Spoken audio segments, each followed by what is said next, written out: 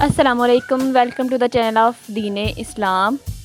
آج کا ہمارا ٹاپک ہے حضرت آدم علیہ السلام۔ قرآن پاک میں اللہ تعالیٰ نے ارشاد فرمایا، اور آدم کو اللہ نے سارے نام سکھا دیے، پھر ان کو فرشتوں کے سامنے پیش کیا اور ان سے کہا، اگر تم سارے ہو تو مجھے ان چیزوں کے نام بتاؤ۔ اللہ نے کہا، آدم ان کو ان چیزوں کے نام بتاؤ۔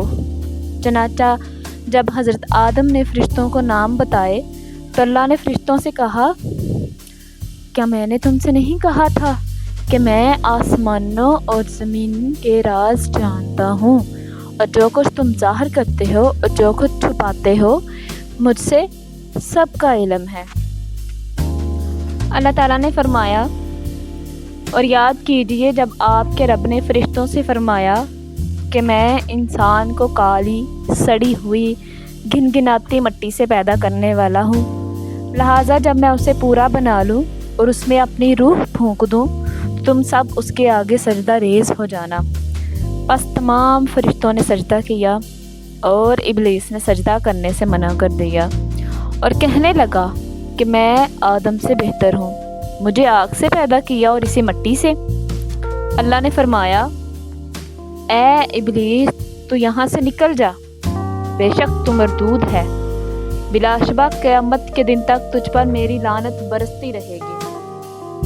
ابلیس نے کہا، اے میرے رب، مجھے اس دن تک مہلت دے دیجئے جب لوگ دوبارہ اٹھائے جائیں گے۔ اللہ نے فرمایا، تجھے مہلت دی جاتی ہے اس دن تک جس کا وقت مقرر ہے۔ ابلیس نے کہا، آپ کی عزت کی قسم میں ان سب لوگوں کو بہکا کر رہوں گا سوائے تیرے مخلص بندوں کے۔ ابلیس نے کہا، اے اللہ، چونکہ آپ نے مجھے گمراہ کر دیا ہے اس لیے میں ان کے لیے آپ کی سیدھی راہ پر ضرور بیٹھوں گا، پھر ان پر حملہ کروں گا، ان کے آگے سے بھی، پیچھے سے بھی، دائیں سے بھی، بائیں سے بھی، اور آپ ان میں سے اکثر کو شکر گزار نہ پائیں گے۔ ہم نے آدم کو پہلے ہی تاکیدی حکم دے دیا تھا لیکن وہ بھول گیا اور ہم نے اس میں کوئی عزم نہیں پایا، اور جب ہم نے فرشتوں سے کہا کہ آدم کو سجدہ کرو تو ابلیس کے سوا سب نے کیا، اس نے صاف انکار کر دیا۔ تو ہم نے کہا، اے آدم، یہ تیرا اور تیری بیوی کا دشمن ہے، ایسا نہ ہو کہ تم دونوں کو جنت سے نکلوا دے تو مصیبت میں پڑ جائے۔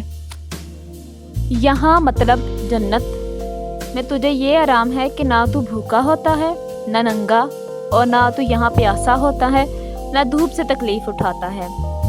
لیکن شیطان نے اسے وسوسہ ڈالا، کہنے لگا کہ کیا میں تجھے دائمی زندگی کا درخت اور بادشاہت بتلاؤں جو کبھی پرانی نہ ہو؟ چنانچہ ان دونوں نے اس درخت سے کچھ کھا لیا، پس ان کے ستر کھل گئے اور بہشت کے پتے اپنے اوپر ٹانکنے لگے۔ آدم علیہ السلام نے اپنے رب کی نافرمانی کی، پس بہک گیا۔ پھر حضرت آدم علیہ السلام نے توبہ کی اور اللہ نے توبہ قبول فرمائی۔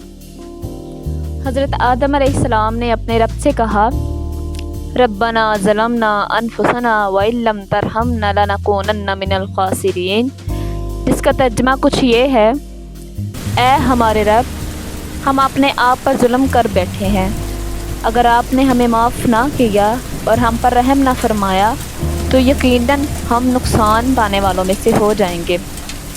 یہ دعا پڑھنے پر اللہ نے آپ کو معاف فرما دیا۔ اس دعا کی 5 خوبیاں ہیں۔ پہلی، اپنی غلطی کا اعتراف کرنا۔ دوسرا، غلطی پر شرمندہ ہونا۔ تیسرا، اپنے نفس کو ملامت کرنا۔ چوتھا، فوراً توبہ کرنا۔ پانچواں، اللہ کی رحمت سے نا امید نہ ہونا۔ اور اللہ تعالیٰ نے ارشاد فرمایا، اور ہاں جو میری یاد میں روگردانی کرے گا اس کی زندگی تنگی میں رہے گی اور ہم اسے بروز قیامت اندھا کر کے اٹھائیں گے۔ وہ کہے گا، الہی مجھے تو نے اندھا بنا کر کیوں اٹھایا، حالانکہ میں تو دیکھتا بھالتا تھا۔ جواب ملے گا، اسی طرح ہونا چاہیے تھا، تو میری آئی ہوئی آیتوں کو بھول گیا؟ تو آج بھی بھلا دیا جاتا ہے۔ ہم ایسا ہی بدلہ ہر اس شخص کو دیا کرتے ہیں جو حد سے گزر جائے اور اپنے رب کی آیتوں پر ایمان نہ لائے، اور بے شک آخرت کا عذاب نہایت ہی سخت اور باقی رہنے والا ہے۔ یہ تھا وہ کلام جو اللہ اور ابلیس اور آدم علیہ السلام کے ساتھ ہوا۔ مزید تفصیلات کے لیے ہمارے چینل کو سبسکرائب